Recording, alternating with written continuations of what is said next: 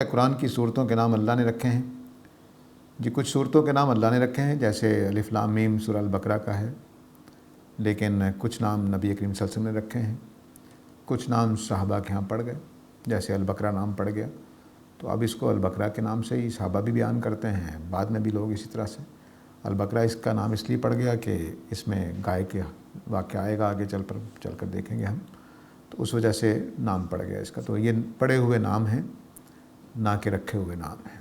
تو بس اتنا کافی ہوتا ہے یاد کرنے کے لیے کہ وہ سورہ جس میں البقرہ کا ذکر ہوا ہے، یا وہ آل عمران والی، کیونکہ آل عمران عربوں سے اتنا ممارست نہیں تھی، تو حضرت عیسیٰ کے جو نانا ہیں ان کا نام عمران ہے، تو آل عمران جو ہے وہ حضرت عیسیٰ کے نانا کے نام پہ، کیونکہ اس میں ایک نادر چیز آ گئی تو اس وجہ سے نام ہو گیا۔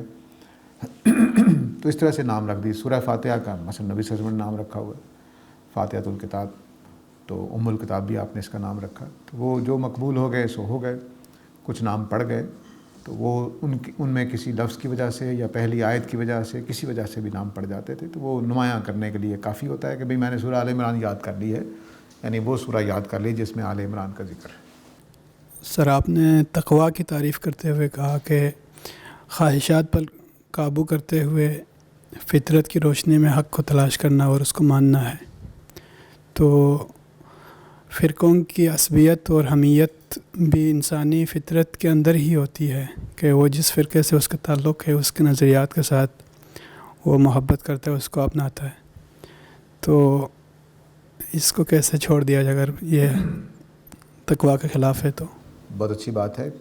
فطرت کی کچھ چیزیں جب حدود سے تجاوز کر جاتی ہیں تو وہ خواہشات نفس بن جاتی ہیں۔ مثلا یہ بھی ہماری فطرت ہے کہ میاں بیوی کا تعلق قائم ہو، اس کا ایک دائرہ جائز ہے، ایک ناجائز۔ تو جب وہ ناجائز دائرے میں چلی جاتی ہے فطرت کی کوئی چیز، تو وہ پھر مسلک، ملک، وطن، قبیلہ، قوم، ان کے ساتھ محبت ہماری فطرت میں ہے۔ ماں باپ کی باتوں کے ساتھ جو محبت ہوتی ہے ہمیں وہ فطرت میں شامل ہے، لیکن اس کو رکاوٹ نہیں بننا چاہیے حق کے راستے میں۔ جیسے رکاوٹ بنے گی وہ ناجائز ہو جائے گی۔ تو اس کو پھر وہ خواہش نفس کی سی صورت اختیار کر لیتی ہے۔ تو ما الفینا علیہ آبانا، میرے لیے ایک لحاظ سے دیکھیں تو میں اسلام بھی تو اس طرح سے حاصل کیا، لیکن یہی چیز میرے ماں باپ نے جو بھی سکھا دیا، وہ بریلوی تھے، دیوبندی تھے، اہل حدیث تھے، جو بھی تھے، جو انہوں نے سکھا دیا، اگر وہ میرے لیے حق بات کو ماننے میں رکاوٹ بن گیا ہے تو پھر کام خراب ہے، ورنہ کوئی کام خراب نہیں ہے۔ ہمارا دین ماں باپ سے ہی آ رہا ہے، اور باطل باتیں بھی ان کی طرف سے آ رہی ہیں، تو جب ان کا باطل ہونا واضح ہو جائے تو چھوڑ دینا چاہیے، حق ہونا واضح ہو جائے تو مان لینا چاہیے۔ یہ رویہ ہے تقویٰ۔ لیکن میں کہوں گا چونکہ میرے ماں باپ نے یہ کہا تھا، اب قرآن بھی آ جائے، نبی صلی اللہ علیہ وسلم سامنے آ کر مجھے کہیں میں نہیں مانوں گا، اب یہ کام خراب ہو گیا۔ تو مسلک کی محبت جائز ہے اگر وہ حدود سے تجاوز نہ کرے تو۔ لا یکلف اللہ نفسا الا وسعہا، اس کے تھوڑا سا وضاحت کر دیں۔ اللہ تعالیٰ نے شریعت میں یہ اصول بنایا ہے کہ جو بھی احکام دیے انسانوں کو، وہ اللہ تعالیٰ ہماری ہمتوں سے زیادہ نہیں دیتے۔ مثلا اللہ تعالیٰ نے یہ نہیں کہا کہ تم 2 گھنٹے کے لیے روزانہ الٹا لٹکا کرو، یہ نہیں کہا کہ تم پورے 30 دن بھوکے رہو، نہیں کہا کہ وہ ہماری ہمت سے تجاوز ہو جائے گا۔ تو جتنی بھی ذمہ داریاں شریعت کے اعتبار سے اللہ نے ڈالی ہیں، ان میں ہماری فطرت، ہماری قدرت، ہماری ہمت، ہماری جبلتوں کا خیال رکھ کے دیا۔ لوگ اس کو عام کر دیتے ہیں کہ دنیا کی کوئی تکلیف بھی ایسی نہیں ہوگی جو ہمت سے زیادہ نہ ہو۔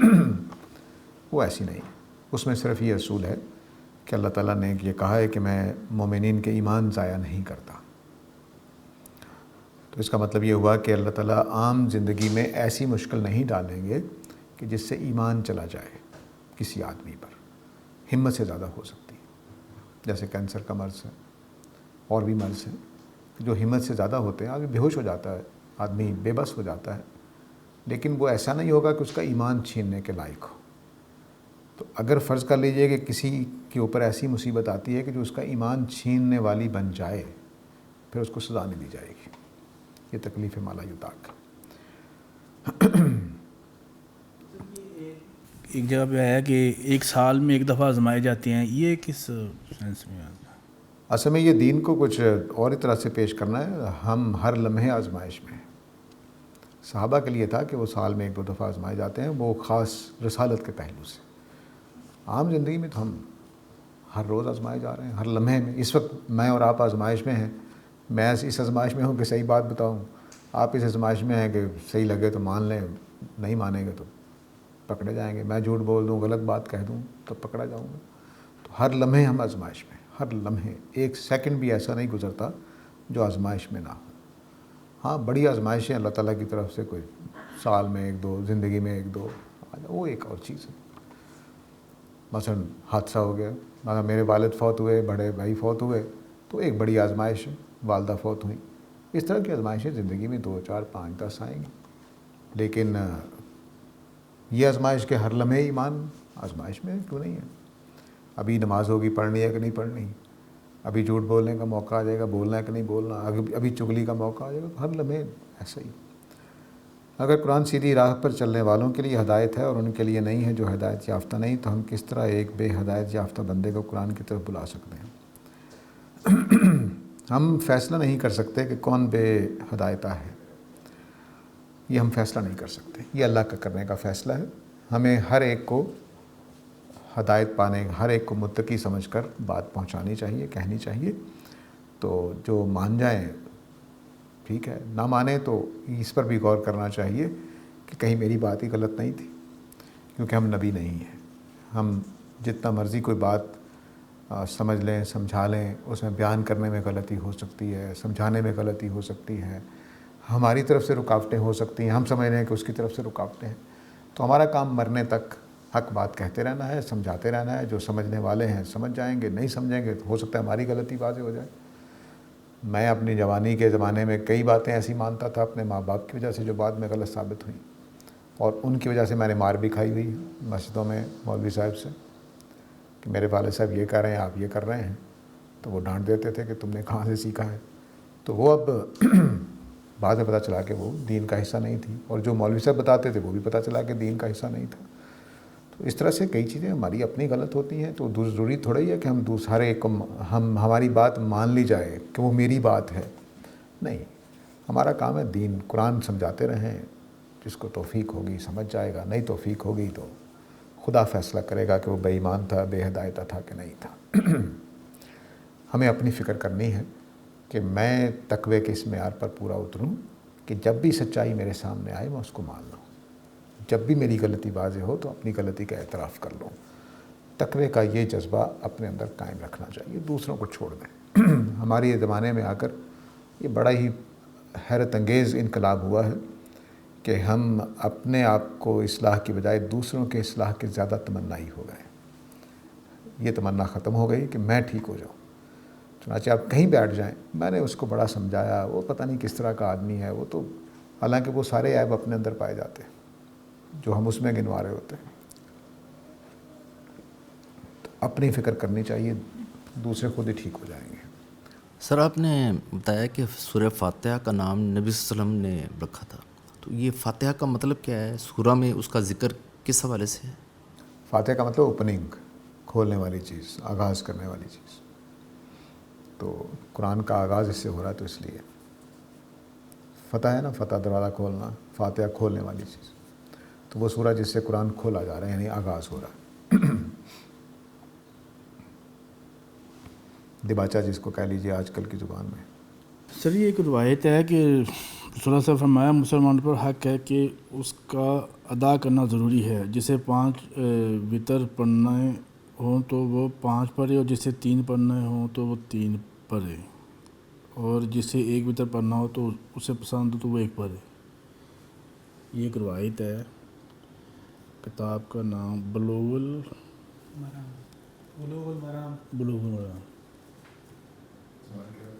سوال یہ تھا کہ رسول اللہ صلی اللہ علیہ وسلم نے فرمایا کہ جسے یہ پسند ہو کہ وہ 5 وتر پڑھے تو وہ 5 پڑھ لے، جسے 3 پڑھنا ہو 3 پڑھ لے، جسے 1 پڑھنا ہو تو وہ 1 پڑھ لے۔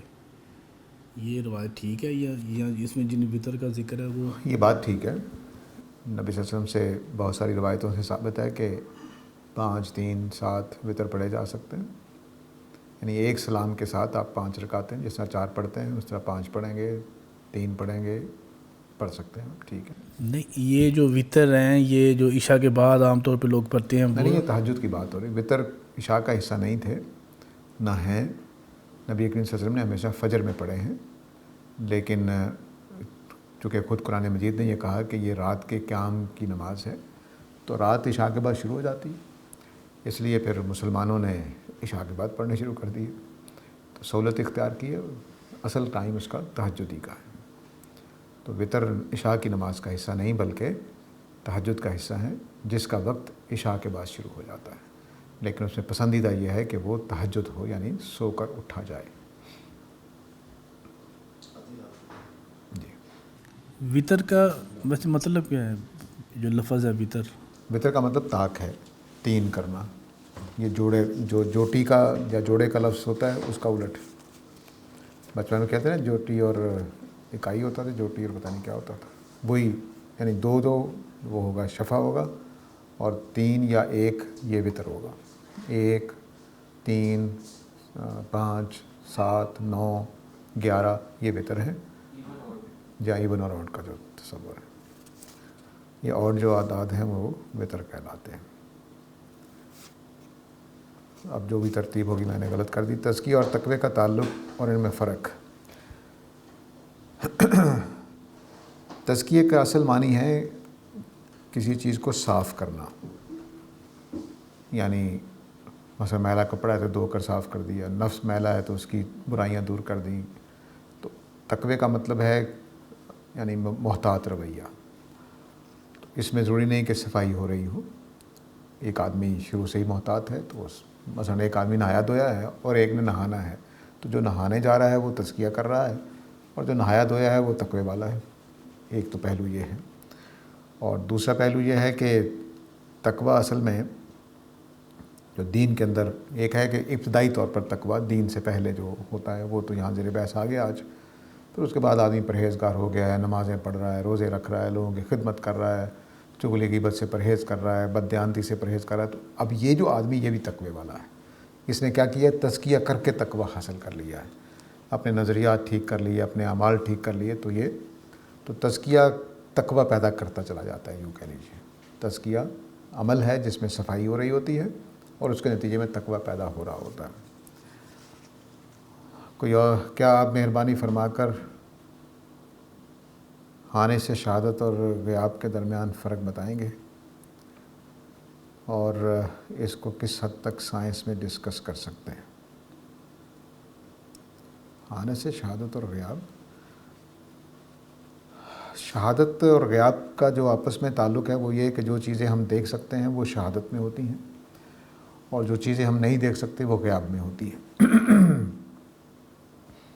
تو جتنی بھی چیزیں، مثلا میں اس وقت کمرہ یہ دیکھ رہا ہوں جس میں بیٹھا ہوا ہوں المعرض کی لائبریری میں، تو میرے آگے پیچھے کتابوں کی الماریاں لگی ہیں، یہ کرسیاں میز پڑے ہیں، اور یہ میرے مائک لگا ہوا ہے، یہ میرے سامنے قرآن مجید پڑا ہوا ہے، تو یہ میرے لیے شہادت ہے، میں اس کو دیکھ سکتا ہوں۔ لیکن اس لائبریری کی دیوار کے اس طرف پیچھے کیا ہے وہ میرے لیے غائب ہے، اس کو میں نہیں دیکھ سکتا۔ رات کے اندھیرے میں جب بالکل روشنی ختم ہو جاتی ہے میں کچھ بھی نہیں دیکھ سکتا، سب کچھ ہی غائب ہو جاتا ہے۔ تو اللہ تعالیٰ کے لیے جو میرا غیب ہے اور جو میری شہادت ہے، دونوں اللہ تعالیٰ دیکھ سکتے ہیں، یعنی بالکل گپ اندھیرے میں جب کچھ سجائی نہیں دے رہا ہوتا، اللہ تعالیٰ اس وقت دیکھ رہے ہوتے ہیں۔ اس کو ہماری بعض بزرگوں نے اس طرح سے بیان کیا ہے کہ کالی رات میں کالی چٹان پر کالی چونٹی چل رہی ہو تو اللہ تعالیٰ اس کو دیکھ رہے ہوتے ہیں اور اس کے پاؤں کی چاپ سن رہے ہوتے ہیں، یعنی پاؤں کی آواز چلنے کی۔ تو یہ خدا کے لیے کوئی چیز غائب نہیں ہے، یوں سمجھ لیجیے، ہمارے لیے غائب ہے، ہمارے لحاظ سے اللہ تعالیٰ بولتے ہیں۔ اب رہ گیا سائنس کے پہلو سے، تو سائنس شہادت کو دیکھتی ہے، ایویڈنسز کو دیکھتی ہے، اور اس کے نتیجے میں غیبی باتوں تک پہنچتی ہے۔ تو یہ سائنس میں بھی ہوتا ہے، دین میں بھی ہوتا ہے، ہر علم میں ہوتا ہے۔ سائنس کیا، ہر علم میں ہوتا ہے۔ مثلاً آپ نے اپنے والد صاحب کی آواز سنی، دیکھا نہیں ابھی، تو آپ نے کہا والد صاحب گھر آ گئے ہیں، پھر دیکھ بھی لیا، تو اب جو آپ نے آواز سنی تو اتنی بڑی نتیجہ نکال لیا کہ والد صاحب گھر آ گئے ہیں یا گھر میں ہیں، تو یہ آواز سن کر ہم نے ان کے موجود ہونے کا نتیجہ نکالا ہے۔ ہو سکتا ہے وہم ہو سکتا ہے کچھ ہو، لیکن ہم نتیجہ نکالتے ہیں۔ تو بن دیکھے والد صاحب کو ہم نے مان لیا، صرف ان کے، ہو سکتا ہے گلا صاف کرنے کی آواز، بالکل ممکن ہے۔ تو ہر جگہ پہ ہم دیکھی ہوئی چیزوں سے اندیکھی چیزیں مانتے ہیں. سائنس میں بہت سارے، میں نے بتایا کہ 95% سائنس اسی پر کھڑی ہے. 5% ایویڈنس ہوتے ہیں، 95% نظریات ہم نے خود بنا لیتے ہیں. ایوولوشن تھیوری کتنی مشہور ہے، بس مشاہدہ کیا کچھ چیزوں کا، کچھ ڈی این اے دیکھا، کچھ فاسلز دیکھے، کچھ ان کی ٹائم لائن دیکھی، تو نتیجہ نکال لیا کہ ایوولوشن ہوئی ہے. ایوولوشن ہوتے ہوئے کسی نے نہیں دیکھی. تو اس طرح کے غیب کی بات ہے ایوولوشن. بگ بینگ غیب کی بات ہے، کسی نے ہوتے ہوئے نہیں دیکھا. لیکن ہمارے پاس جو شواہد ہیں وہ شاہد ہے. شواہد اس لیے کہا جاتا ہے کہ وہ شہادت میں ہوتے ہیں، ہمارے سامنے ہوتے ہیں. میری مثال میں جو میں نے دی تھی کہ پاؤں کے نشان ریت پر اور سگریٹ کا ٹکڑا، وہ شہادت ہے. اور وہ آدمی جو وہاں سگریٹ پیتے ہوئے گزر گیا ہے وہ غیب ہے. تو تمام علوم میں ایسا ہی ہے، ہر علم شہادت اور غیب پر مبنی ہوتا ہے. کوئی علم بھی ایسا نہیں ہے کہ وہ خالص شہادت پر مبنی ہو. مثلا یہ میز جس پر میں انگلی مار رہا ہوں یہ سخت ہے، ٹھیک ہے. تو میز کے اوپر انگلی مار کر جو میں نے نتیجہ نکالا کہ یہ سخت ہے، اس کا سخت ہونا غیب میں ہے. میں نے تو صرف یہ چوٹ مار کے دیکھا ہے. جو میری شہادت ہے وہ صرف چوٹ ہے کہ میں نے اس پہ ہاتھ مارا ہے تو چوٹ محسوس ہوئی ہے، نرم محسوس نہیں ہوا. تو اس احساس کو میں نے سخت ہونے کا نام دے دیا ہے. اب ایک اور نتیجہ نکالوں گا کہ میں اگر کسی کا سر اس پہ ماروں تو اس کو چوٹ لگے گی. یہ غیب کا نتیجہ تھا، نکال لیا میں نے. زندگی بھر گیند کھیلتا ہے بچہ، اس کو پھینکتا ہے، گیند واپس آتی ہے. تو اب وہ کئی چیزوں میں یہ عمل کرتا چلا جاتا ہے.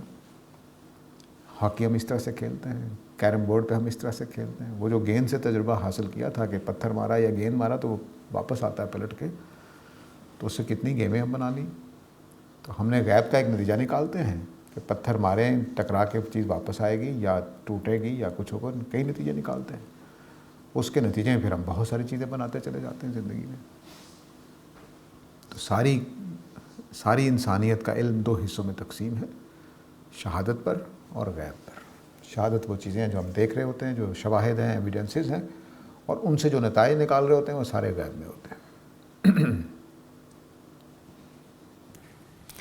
سر آپ نے وطر کے بارے میں بتایا کہ یہ تہجد کی نماز ہے، اصل میں عشاء کی نماز نہیں ہے. تو اگر کوئی شخص وطر ادا نہیں کرتا تو کیا وہ گناہ گار ہوگا یا نہیں ہوگا؟ اور دوسری بات یہ کہ حدیث میں بھی آتا ہے کہ نبی صلی اللہ علیہ وسلم نے کہا ہے کہ آپ چاہیں تو عشاء کے بعد اس کو پڑھ لیں وطر کو، یعنی کہ انہوں نے تاکید کی ہے کہ عشاء کے بعد پڑھ لو یا پھر تہجد کے وقت پڑھ لو. تو یہ تاکید بھی ملتی ہے نبی صلی اللہ علیہ وسلم کی طرف سے. اصل میں جو تہجد ہے وہ مسلمانوں پر فرض نہیں تھی، صرف نبی کریم صلی اللہ علیہ وسلم پر فرض تھی. لیکن مسلمانوں نے یہ خیال کیا کہ ہم، جو فقہی فرق ہے، احناف کا کہنا یہ ہے کہ جن اعمال پہ نبی صلی اللہ علیہ وسلم کی مواظبت ہو اور آپ نے کبھی نہ چھوڑا ہو وہ واجب ہو جاتی ہے. تو احناف کی وجہ سے، جو کہ ہم حنفی ہیں یہاں اکثریت میں، تو احناف کے اس وجہ سے کہ وطر واجب ہیں تو انہوں نے ساری امت کو اوپر جو وطر ہیں وہ واجب کر دیے. تو اس لیے وہ ان کے مطابق تو گناہ ہوگا. لیکن باقی جو 4 ائمہ ہیں ان کے مطابق یہ واجب نہیں ہے. ان کے خیال میں یہ سنت نفل ہے، تو نفل چھوڑنے سے گناہ نہیں ہوتا. یہ خدیجہ قدیر صاحبہ کا سوال ہے کہ میں غامدی صاحب کی اسٹوڈنٹ بننا چاہتی ہوں، اس کے لیے کیا کرنا ہوگا؟ اسٹوڈنٹ بن جائیں، اور کیا کرنا ہے. ہمارے استاد بڑے کھلے دل کے آدمی ہیں جی، ماشاءاللہ.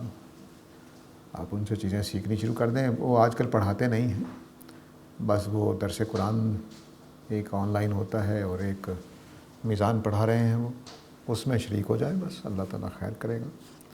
سوالات کر سکتے ہیں، لائیو سوالات ہوتے ہیں اس میں. آدھی رات کب شروع ہوتی ہے؟ 2 طریقے ہیں اس کو کیلکولیٹ کرنے کے. ایک یہ کہ آپ مغرب سے لے کر فجر تک، سورج چڑھنے تک کا حساب لگائیں، اس کو آدھا تقسیم کر دیں، آدھی رات ہو جائے گی. دوسرا طریقہ جو کچھ لوگ اختیار کرتے ہیں وہ عشاء سے شروع کرتے ہیں کہ رات چونکہ عشاء سے شروع ہوئی ہے تو اس طرح سے بھی کر سکتے ہیں.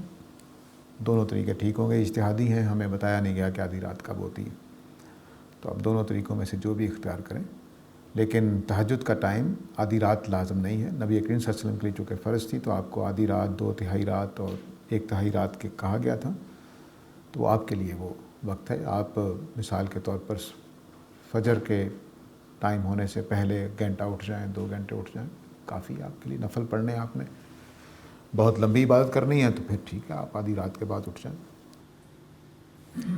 سر جیسے انہوں نے وطر کا ذکر کیا تھا تو انہوں نے یہ بھی سوال کا دوسرا حصہ تھا کہ آپ صلی اللہ علیہ وسلم کی تاکید ہے کہ آپ وطر عشاء کے بعد پڑھ لیں، نہیں، تاکید نہیں ہے، اجازت ہے، یوں کہنا چاہیے، اجازت ہے۔ اجازت ہے کہ اگر وہ تو سوال کا پہلا حصہ تو یہ تھا نا کہ اس میں اگر ہم نہیں ادا کرتے تو گناہ کے مرتکب تو نہیں ہو رہے، لیکن وہ جو نبی صلی اللہ علیہ وسلم کی تاکید نہیں ہے، وہ اجازت ہے کہ آپ اس کو عشاء کے بعد پڑھ لیں یا صبح پڑھ لیں۔ آپ سورہ مزمل کا دوسرا رکوع دیکھیے نا، اس میں واضح طور پر یہ بات سمجھائی گئی، بتائی گئی ہے کہ اب میں نے آپ پر فرض کی تھی، اب آپ کے ساتھ کچھ صحابہ بھی پڑھ رہے ہیں، تو اب جتنا میسر ہو پڑھ لیا کریں۔ یہ خود بتا رہا ہے کہ یہ نفل کر دیا گیا ہے، جتنا میسر ہو، نہیں میسر ہے تو نہیں پڑھیں گے۔ تو وہ سورہ مزمل کے آخری آیتوں سے واضح ہو جاتا ہے کہ تہجد نبی صلی اللہ علیہ وسلم پر جو فرض تھی، آپ پر بھی نفل ہو گئی اس زمانے میں آ کر۔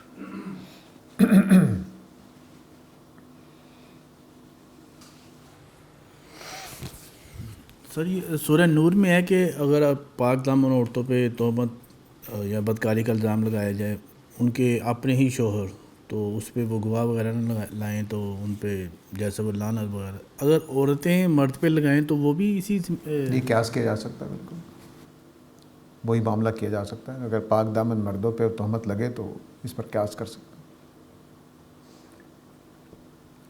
ہیں، لیکن یہ قیاس کا ہوگا، کوئی جائز مانے کوئی ناجائز مانے، دونوں صورتوں میں درست بات ہوگی۔ ہمارے پاس فائنل کوئی فیصلہ نہیں ہوگا کہ قیاس درست ہے کہ غلط ہے۔ تو جو پہلے والا ہے وہ تو پھر یعنی کہ عورت پہ لگایا گیا، وہ تو قرآن کی بات ہے نا، وہ تو ٹھیک ہے۔ ہاں، اصل میں بات یہ ہے کہ اگر ہم قیاس کریں تو ایک نتیجہ یہ نکلتا ہے کہ ایک عورت کا ریپ ہو گیا ہے، اب اس کے پاس کوئی ثبوت نہیں ہے، اب آپ تحقیقات بھی نہیں کرنا چاہ رہے، کیا کرنا ہے؟ تو اس لیے یہ ایک نازک جگہ بن جاتی ہے کہ قیاس کس طرح سے کیا جائے گا۔ عورت کی عزت اچھالنا زیادہ نازک چیز ہے، اس لیے اس پر تو بات ہو گئی۔ تو اس لیے یہ قیاس بہرحال بہت سوچ سمجھ کے کرنا چاہیے کہ کیا کرنا ہے کیا نہیں کرنا۔ تو حدود سے تجاوز یعنی دین کے منصوص بات سے تجاوز ہوگا جو بھی ہوگا، لیکن بہرحال قیاس کیا جا سکتا ہے اس میں، لیکن اس کی شکیں بناتے ہوئے بڑی احتیاط کرنی پڑے گی تاکہ کوئی ایسی مظلوم کیس، جیسے ہمارے ہاں عدالت نے یہ جب کہ بنایا قانون کہ ہر صورت میں 4 گواہ لانے ہیں آپ نے کیس رجسٹر کرنے کے لیے بھی، تو اس میں بعض کیسز ایسے سامنے آئے کہ جج صاحب نے فیصلہ دیا کہ آپ نے تو اعتراف کر لیا زنا کا، آپ کو تو سزا ملے گی، اس کے لیے آپ 4 گواہ نہیں لے کر آئے، تو عجیب و غریب بات ہے نا۔ تو اس لیے قانون ہوتا ہے، اس کے کچھ نتائج نکلتے ہیں، ان کو سامنے رکھتے ہوئے قیاس کیا جائے گا، تو قیاس تو کر سکتے ہیں، کسی بھی چیز پر قیاس کیا جا سکتا ہے۔ وہ میں دوسری بات پوچھ رہا جو جس میں صرف مرد اور عورت دونوں ہی آمنے سامنے ہوں، بس میاں بیوی جو ہے، میاں بیوی، لیان والا جو مسئلہ، جی جی، اب وہ تو برابری کی سطح پہ ہے، دونوں ایسے ہی کریں۔ بہاتی وہاں پہ عورتیں ہیں نا، تو میں اسی کے لیے پوچھ رہا ہوں۔ جی، وہ تو ظاہر ہے کہ اگر اکیلے میں ہو رہا ہے تو ٹھیک ہے، دونوں کر سکتے ہیں، وہ قیاس اور طرح کا ہوگا، اس کے کچھ ایسے نتائج نہیں ہیں جو یہاں پر نکلتے ہیں، یہ تو میاں بیوی کا معاملہ ہے، اس لیے وہاں قیاس آسان ہے۔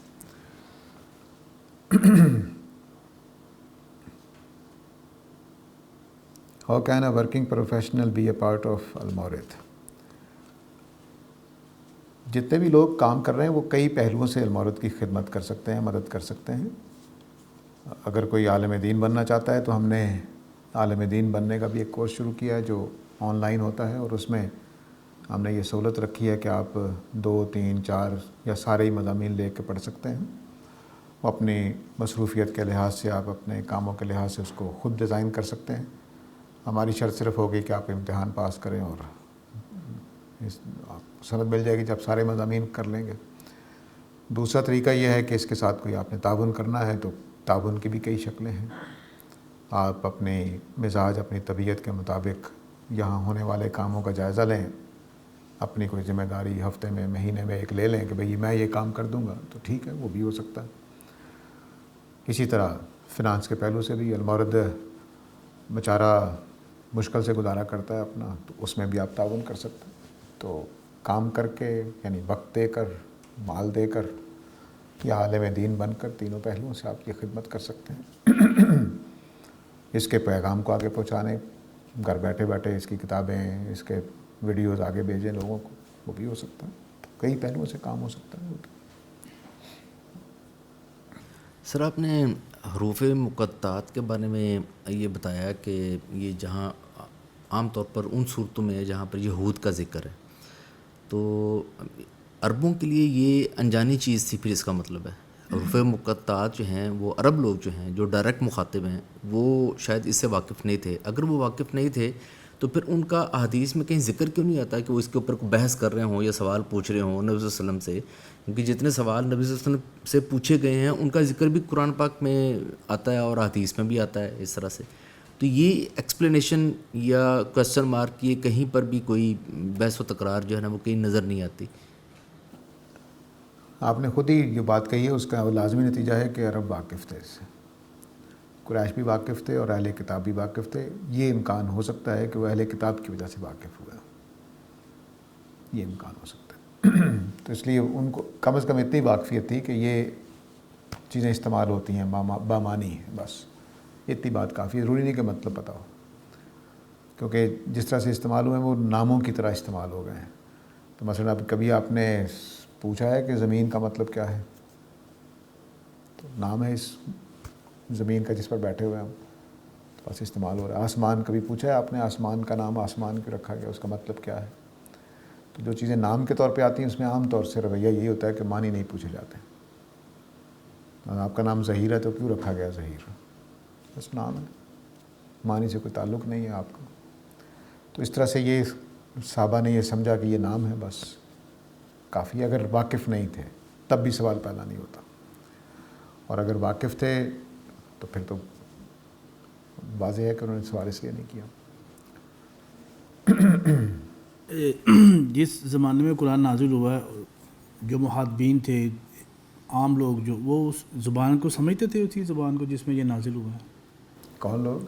یہ جو عرب لوگ جو اس وقت موجود تھے، یعنی کہ ایک چرواہا وغیرہ اس طرح کے جو لوگ۔ جی ان کی تو قرآن مجید نے کہا نا کہ عربی مبین میں ہے۔ عربی مبین کا مطلب ہے کہ پڑھا لکھا جاہل سب اس زبان کو بولتے تھے، سمجھتے تھے۔ میں نے پڑھا تھا کسی جگہ پہ کہ دو لوگ جگلے تھے ایک کنویں کو بنانے کے اوپر، تو وہ ایک صحابی کسی نے ذکر کیا کہ ان کے جگرے میں ایک لفظ استعمال ہوا، بدی۔ تو ان کے جگرے میں مجھے پتہ چلا کہ بدی کا مطلب کیا ہوتا ہے۔ ہاں یہ تو اجمی آدمی ہے نا، اس کو تو چلنے سے پتہ چلے گا۔ یعنی میں مثلا عربوں میں جاؤں تو ایک لطیفہ ہے، بڑے عالم دین تھے، تو وہ گئے کسی کے ہاں، عربوں کے ہاں، تو نماز پڑھنے چلے گئے۔ نماز پڑھنے گئے تو ان کی جوتی چوری ہو گئی۔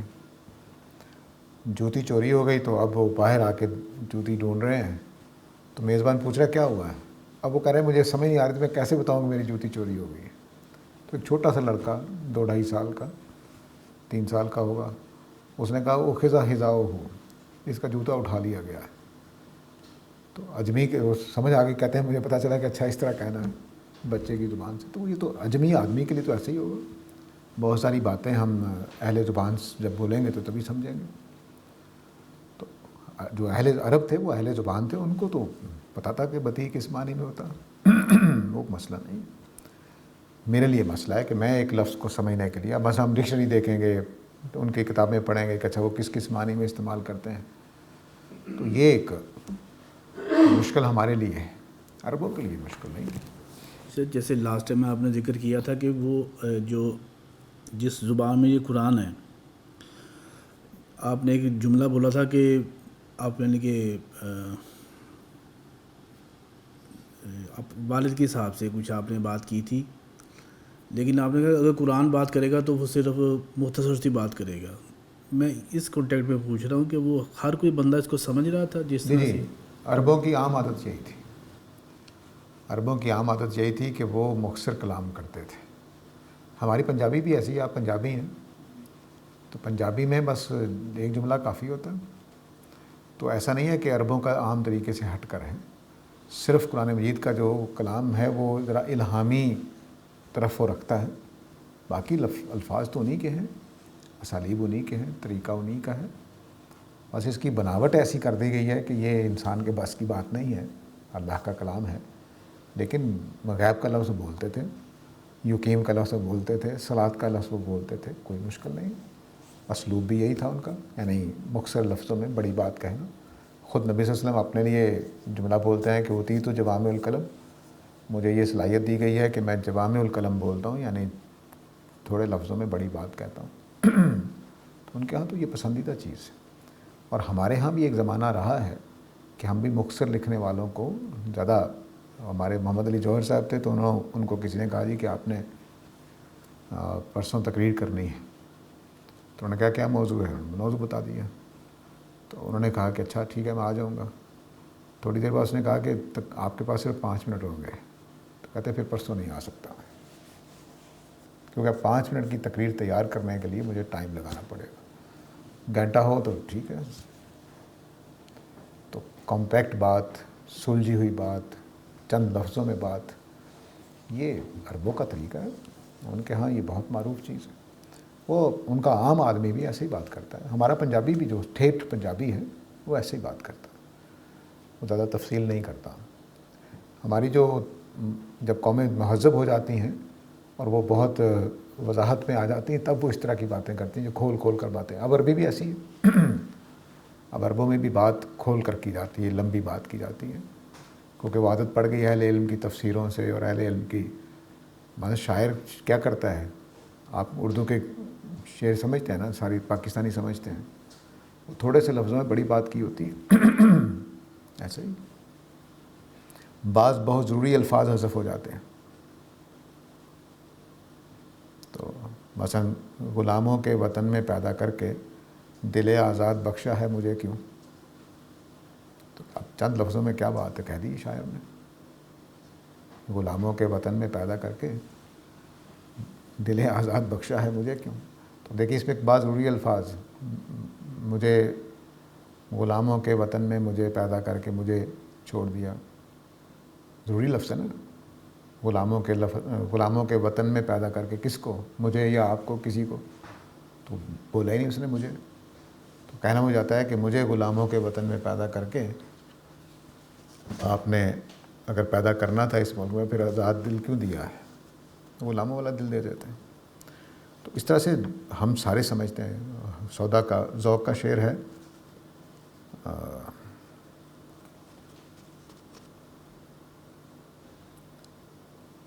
نہ اپنی خوشی سے آئے نہ اپنی خوشی چلے،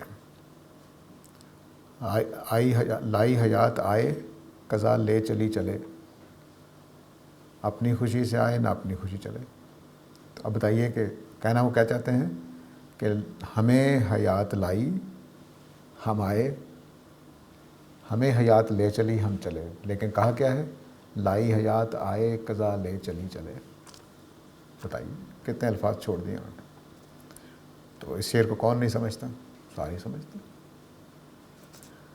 اگر انسان عربی نہیں جانتا تو قبر کے سوالوں کے جواب کیسے دے گا. آپ اپنی زبان میں دے سکیں گے انشاءاللہ، یا جو لوگ بات کہتے ہیں کہ آپ کو عربی آ جائے گی. اصل میں عربی زبان میں یہ سوالات اس لیے نقل ہوئے ہیں کہ نبی صلی اللہ علیہ وسلم نے بتائے ہیں آپ کی زبان عربی تھی. تو فرشتوں کی زبان عربی نہیں ہے، وہ آپ سے پوچھ لیں کہ آپ کی زبان میں بے فکر رہی ہے. بس سوالوں کی تیاری کر کے رکھیں. 15 شوال کی کیا اہمیت ہے. اصل میں ہر مہینے کے جو 13، 14، 15 تاریخ ہوتی تھی تو پرانی امتیں اس میں روزے رکھتے تھے، وہ اس وجہ سے ایک اہمیت بن جاتی تھی. اب ہماری وہ جو سنت تھی وہ ترک کر دی گئی اور ہمیں رمضان کے روزے فرض کر دیے گئے. قرآن بندے کو 7 جنتوں کے بارے سوچنے کا کیوں کہتا ہے جبکہ ہم ایک آسمان کا مشاہدہ کرتے ہیں. 7 جنتوں نہیں، 7 آسمانوں کی بات کیجیے. اصل میں یہ اس طرح کی بات ہوتی ہے کہ مثلاً میں آپ کو لایا، میں فرض کر لیجیے کنسٹرکشن کا کام کرتا ہوں، تو میں نے آپ کو کہا جی کہ آپ میرے کلائنٹ ہیں، میں یعنی آپ مجھ سے گھر بنوانا چاہتے ہیں، تو میں آپ کو ایک گھر دکھا کر کہوں جی دیکھیے یہ میں نے بنایا ہے، اس طرح کے میں نے 7-8 اور بنائے ہیں، اس طرح کا اسلوب ہے۔ ایک آسمان آپ دیکھ رہے ہیں، باقی اللہ نے بتا دیا کہ میں نے اس طرح کے 7 بنائے ہیں، تو اس طرح کی بات ہوتی ہے۔ یہ استدلال کا طریقہ معروف ہے۔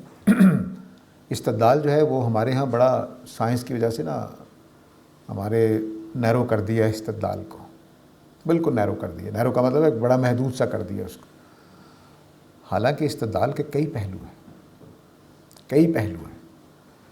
یعنی استدلال کس کس پہلو سے ہوتا ہے؟ مثلا میں ایک جگر مراد آبادی کا شعر ہے کہ استدلال کی بات کر رہا ہوں، کہ وہ کہتا ہے کہ کوئی تشنہ لب کوئی بادہ کش تو کسی کے ہاتھ میں جام ہے، بھلا اس پہ کوئی کہے گا کیا، یہ تو میں کدے کا نظام ہے۔ کہ میں کدے میں جو نظام ہے اس پر اعتراض کیسے کر سکتے ہیں؟ اس کا نظام یہی ہے، یہ استدلال ہے۔ تو کائنات میں اللہ نے جو کچھ کر دیا ہے بس اس پہ کیا کہہ سکتے ہیں، ایسے ہی۔ تو استدلال کئی پہلوؤں سے ہوتا ہے۔ ہمارے یہاں یہ ایک استدلال رہ گئی، آپ ذرا مجھے ایویڈنس دکھائیے، یہ تو ایک استدلال کا حصہ ہے۔ تو کائنات میں اللہ تعالیٰ نے بتایا کہ تمہیں ایک نظر آ رہی ہے نا، میں نے اس طرح کی 7 بنائی ہیں، کافی ہے، استدلال ہو گیا، اس میں اعتراض کیا ہے؟ سر آپ نے کہا کہ فطرت کی روشنی میں کائنات کو دیکھیں تو دین پیدا ہوتا ہے، اس کو تھوڑی سی وضاحت اور کر دیں، یہ کوئی مثال دے کر۔ دیکھیے جو فطرت ہے، اس میں میری ایک رائے ہے علم پورے کے بارے میں۔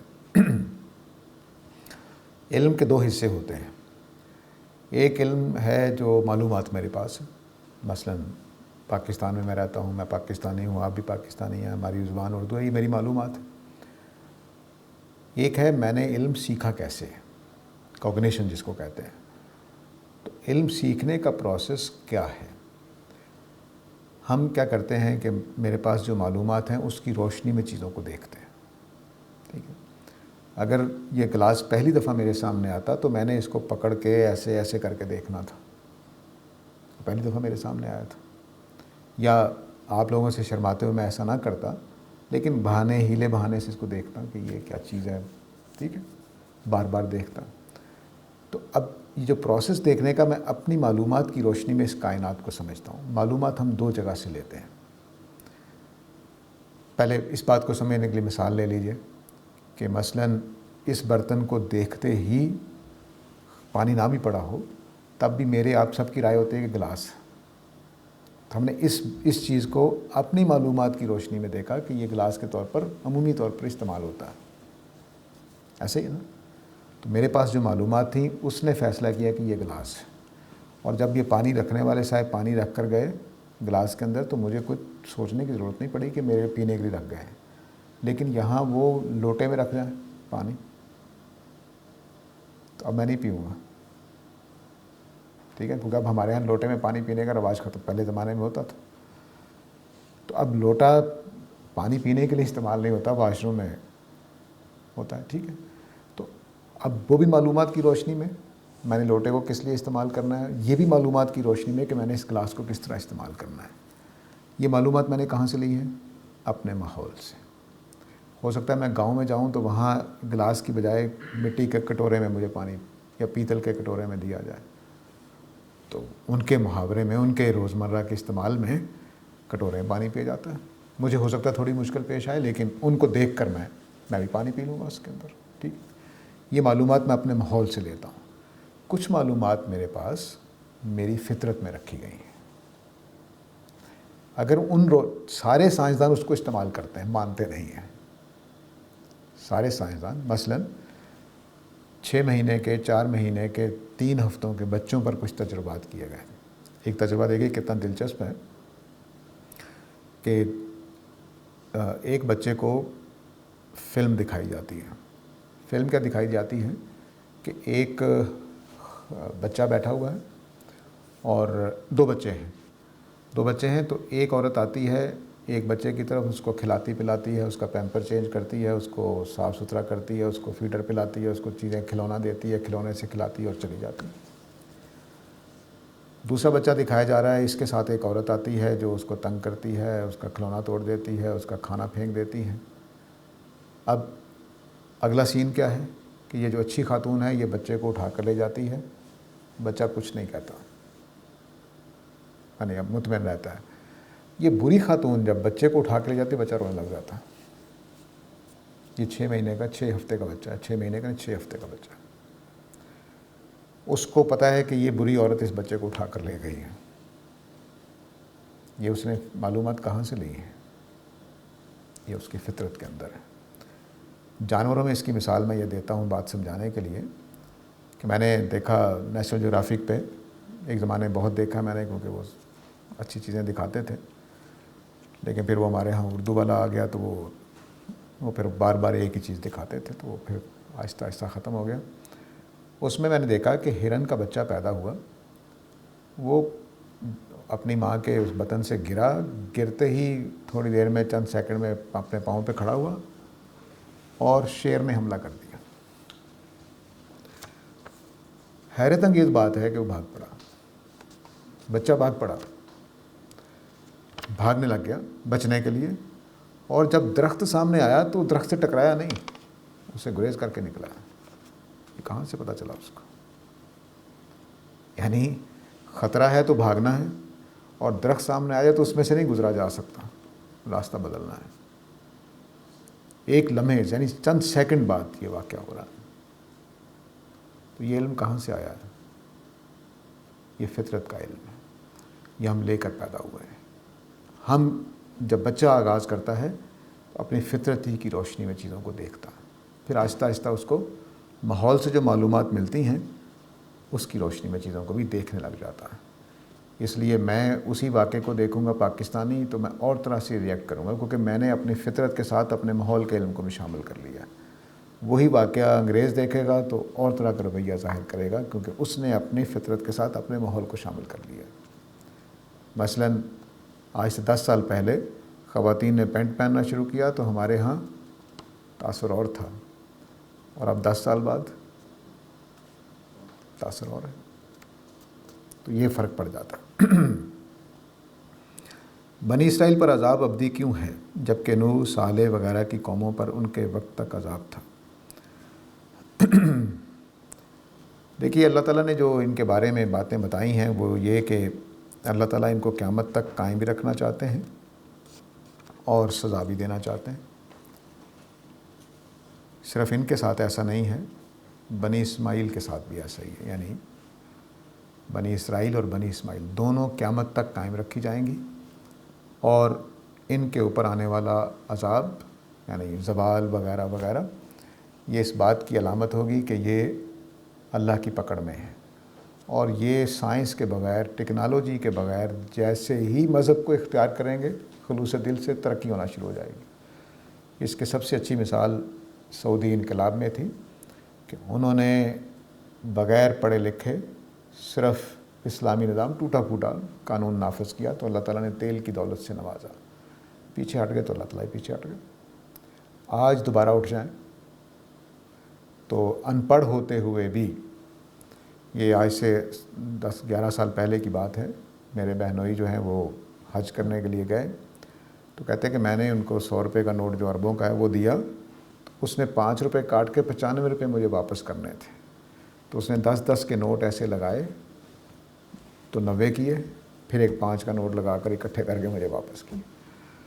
وہ 95 الگ سے نہیں گن سکتا تھا، جیسے ہم لائنیں لگا کر گنتے تھے بچپن میں، ویسے اس نے 10-10 کے نوٹ رکھے، پھر 5 کا نوٹ رکھا، 9 وہ پورے کیے، پھر ایک 5 کا دے کر 95 روپے واپس کیے، 5 روپے کاٹ لی۔ اس قوم کو اللہ تعالیٰ نے دولت سے نواز دیا تھا۔ یہود، بنی اسرائیل اور بنی اسماعیل آج فیصلہ کر لیں کہ ہم نے اللہ کی کتابوں کو نافذ کرنا ہے، آسمان کے دروازے کھل جائیں گے۔ تو یہ مسلسل عذاب میں نہیں ہے، مسلسل نشان ہے اللہ تعالیٰ کا کہ اگر اچھے ہو جائیں گے تو اللہ تعالیٰ ساتھ دے گا، برے ہو جائیں گے تو اللہ تعالیٰ سزا دے گا۔ اس کے لیے ٹیکنالوجی، سائنس کی ضرورت نہیں ہے۔ تو ان کو ابھار کر دیکھ لیں. میں نے اپنی کوشش کی تھی ان کے جو سعودی سفیر ہیں ان کے اپنے ایک استاد کے ذریعے سے، مراکشی صاحب کے ذریعے سے خط لکھا تھا کہ آپ لوگوں کی یہ حیثیت ہے تو آپ اس کو اپنائیے. لیکن وہ آئے، ہم سے بات چیت کی اور چلے گئے. Is there any work on Quran from purely psychological perspective, just like biblical series of Jordan Peterson?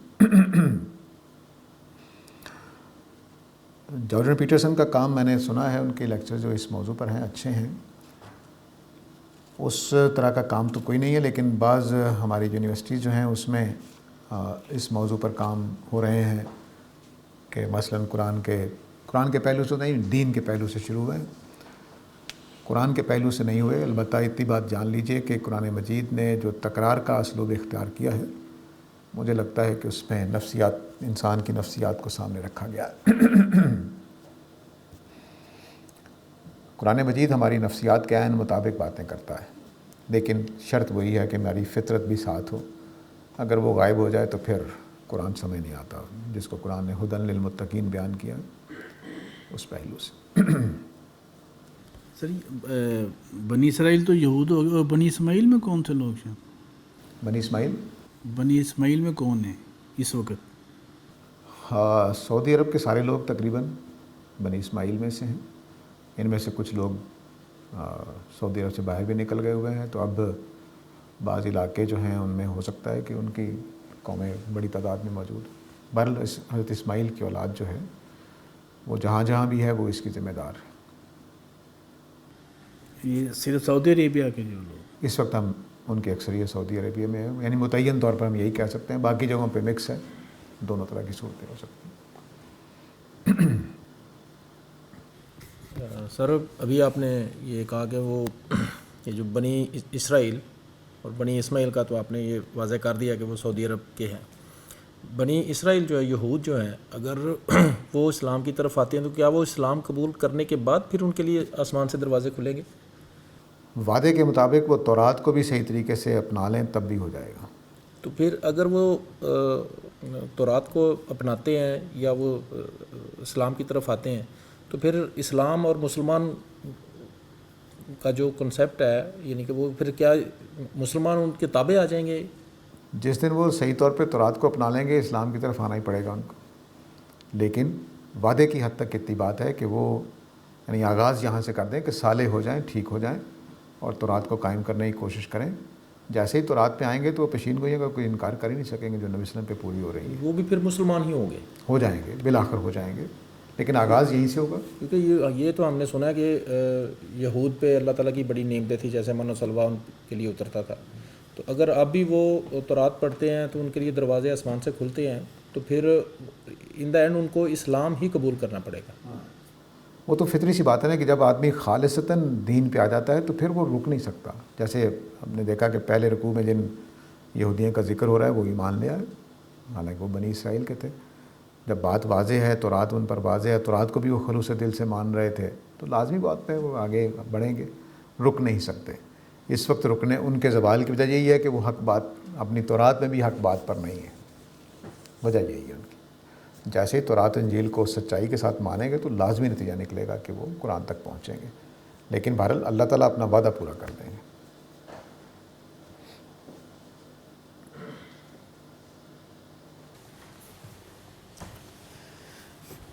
سر ایک مصرع ہے بڑا مشہور، اس کی ذرا تھوڑی سی وضاحت کریں. جدا ہو دین سیاست سے تو رہ جاتی ہے چنگیزی، اس کی ذرا وضاحت کریں. جس نے شعر کہا ہے اسی سے آگے پوچھیں. اصل میں یہ پروفیشنز اسلامک حوالے سے اسکالرز کا، پھر اس کے علاوہ یہ پولیٹکس میں لوگ آ جاتے ہیں، کچھ علماء جو پولیٹکس میں آ جاتے ہیں، لوگ اس کے اوپر پھر بحث ہوتی ہے کہ جی آپ کا پروفیشن تو اور ہے، آپ یہ سیاست میں کہاں پر آ گئے. تو وہاں یہ پھر کوٹ کیا جاتا ہے اس حوالے سے. اصل میں دین کے دو تصور ہیں. ایک دین کا تصور یہ ہے کہ دین اس لیے آیا ہے کہ دنیا میں کامیابی، دنیا میں بہترین نظام ریاست قائم کرنے کے لیے آیا ہے. دوسرا نظریہ یہ ہے کہ دین دراصل انسان کی اصلاح و تربیت کے لیے آیا تاکہ وہ آخرت میں کامیاب ہو جائے. معافی چاہتا ہوں. تو جو لوگ یہ سمجھتے ہیں کہ دین اس لیے آیا ہے کہ بہترین نظام دنیا میں فائدہ ہو، مثلا سب سے بڑی تنقید جو کی جاتی ہیں اسلام کے اوپر ان میں یا مذہب کے اوپر، ان میں ایک تنقید یہ بھی ہے کہ مذہب نے کون سے اچھے لوگ پیدا کیے ہیں، دیا کیا ہے دنیا کو، فائدہ کیا ہوتا ہے، یہ سوال اٹھ جاتا ہے. تو جو یہ طبقہ ہے جو یہ کہتا ہے کہ نہیں اسلام اس لیے آیا ہے کہ روزگار بہتر ہوگا، نظام بہتر ہوگا، انصاف قائم ہوگا، تو وہ یہ شعر پڑھتے ہیں کہ جدا ہو دین سیاست سے، یعنی سیاسی نظام سے، سیاسی اصلاحات سے، سیاسی ترقیوں سے اگر اسلام کو جدا کر دیا جائے تو وہ چنگیزی رہ جاتی. ٹھیک ہے. اور جو دوسرے لوگ ہیں یعنی چنگیز کو اگر اسلام سکھا دیا جائے تو وہ صالح حکمران بن جائے گا، اس کا اچھا نظام ہو جائے گا. تو دین کو یہ جو ہمارا ماڈرن سیکولرزم تھا، سیکولرزم کا مطلب یہ ہے کہ اسٹیٹ کا تعلق مذہب سے نہیں ہے، اس کا بھی یہ جواب ہے یہ شعر کہ ہم اسلام میں یہ بات مانتے ہیں کہ حکمرانوں کو بھی اللہ کی پیروی کرنی ہے، اللہ کے دین کو اپنانا ہے. جو دوسرا دین کا تصور ہے اس میں نظام بنے نہ بنے، دنیا کا فائدہ ہو نہ ہو، میں نے نماز روزہ کرنا ہے تاکہ میں قیامت والے دن کامیاب ہو جاؤں. یہ دو تصور ہیں. ان کے درمیان میں ایک تیسرا تصور بھی ہے کہ یہ بھی ہے دین کہ بھئی میں نیکی اختیار کروں آخرت کے لیے، اور دین کا یہ بھی حصہ ہے، اس کے بھی کچھ پیغامات ہیں کہ جو سیاست سے متعلق ہیں، جو ریاست سے متعلق ہیں، اس کے کچھ قوانین ہیں اس نے دیے ہیں. یہ تیسرا نظریہ بھی ہے، اور یہی بیلنسڈ نظریہ ہے کہ دین آخرت کے لیے آیا ہے لیکن کچھ احکام اس نے اجتماعیت کے لیے بھی دیے ہیں. سر یہ بنی اسرائیل اور یہود اور نصارہ جو ہیں وہ جس طرح ہم عبادات کر رہے ہوتے ہیں، نماز روزہ وغیرہ، یہ شروع سے چلی آ رہی ہیں، یہ وہی عبادتیں ہیں وہ بھی کرتے تھے، لیکن بالآخر انہوں نے آہستہ آہستہ ان کی شکلیں بگاڑ دیں، جیسے نماز کی شکل ہی چینج ہو گئی نا. تو کیا روزوں میں بھی انہوں نے کوئی تبدیلی کی ہے؟ کیونکہ وہ تو 24 گھنٹے کا روزہ رکھتے ہیں اور ہمارے ہاں جو ہے وہ مغرب میں اس کو کلوز کیا رہتا ہے. ان کے روزے جو ہیں وہ کٹے ہوئے ہوتے ہیں، مسلسل نہیں ہوتے. اگر 30 مسلسل روزے 24 گھنٹے والے ہوں تو یہ بہت بھاری ہو جائے گا. ان کے روزے ہوتے تھے 3 دن مہینے میں، تو وہ 24 گھنٹے کا رکھنا ناممکن نہیں ہے. ہم میرا خیال ہے کہ میں کافی روزے میرے ایسے والدین کے زمانے میں بھی وہ ہاتھ پیر کے ہوئے ہیں، یعنی آنکھ نہیں کھلی روزے کے ٹائم پر اور بس رکھ لیا روزہ، تو ایسا مشکل نہیں ہوتا. لیکن اگر مسلسل 30 روزے 8 پہر کے ہوں تو یہ مشکل ہو جائے گا. تو اس لیے ان کے زمانے میں ہو سکتا ہے ایسا ہی رہا ہو، تو انہوں نے تبدیل نہ کیا ہو، شریعت ہی ان کی یہی رہی ہو، تو وہ کوئی ضروری نہیں ہے کہ انہوں نے شریعت کو تبدیل کیا ہو. لیکن ان کا روزہ چونکہ مہینے میں 3 ہیں اور اکٹھے بھی نہیں ہیں تو بس کوئی مشکل نہیں ہوتا تھا، آپ رکھ سکتے ہیں آرام سے. کئی خواتین جو ہیں وہ اپنے روزے پورے کرنے کے لیے ایسے ہی کرتی ہیں، اور سحری نہیں کرتی، بس رکھ لیا ایک روزہ. اور 10 روزے پورے کرنے ہیں سال میں، 9 کرنے ہیں، 8 کرنے ہیں، تو وہ آرام سے رکھ لیتی ہیں. جمعے اٹھنا ضروری نہیں ہے، بس روزہ رکھ لیا، اللہ خیر کرے، تو وہ کوئی مشکل نہیں ہے. تو اس لیے یہ نہیں کہنا چاہیے کہ انہوں نے کوئی شریعت تبدیل کی، بلکہ ان کی شریعت ایسی رہی ہو سکتی ہے. اس لیے جب قرآن مجید میں یہ نازل ہوئی آیت کہ تمہارے اوپر روزے فرض کیے گئے جیسے تم سے پہلی امتوں پر فرض کیے گئے، تو صحابہ نے دونوں رویے اختیار کیے ہیں، 24 گھنٹے والا بھی رکھا ہے. اور فطری سی بات ہے کہ ان کا مطلب ان کے ہاں یہ پتہ تھا کہ 24 گھنٹے کا روزہ ہے. تو اللہ تعالیٰ نے یہ نہیں کہا کہ تم نے کون سی بدعت پر عمل کر رہے ہو، ایسا نہیں کہا. کیا وجہ ہے کہ محمد صلی اللہ علیہ وسلم پر انبیاء کا سلسلہ ختم کر دیا گیا؟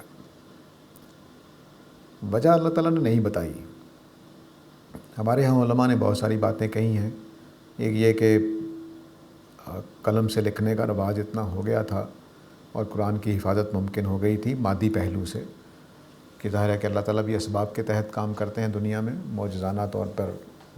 پیچھے معجزہ بھی ہوتا ہے لیکن عمومی طور پر، یعنی وہ اگر دریا بھی پھاڑنا ہے حضرت موسیٰ کا عصا چاہیے، یا حضرت عیسیٰ نے مردوں کو زندہ کرنا ہے تو انہوں نے کوئی جملہ بولنا ہے، تو اسباب کو اللہ تعالیٰ اختیار کرتے ہیں. تو اس طرح سے پھر یہ ہوا کہ جب یہ نبوت ختم ہوئی ہے تو قرآن مجید معجزانہ طور پر اسباب کے تحت محفوظ ہو سکتا تھا۔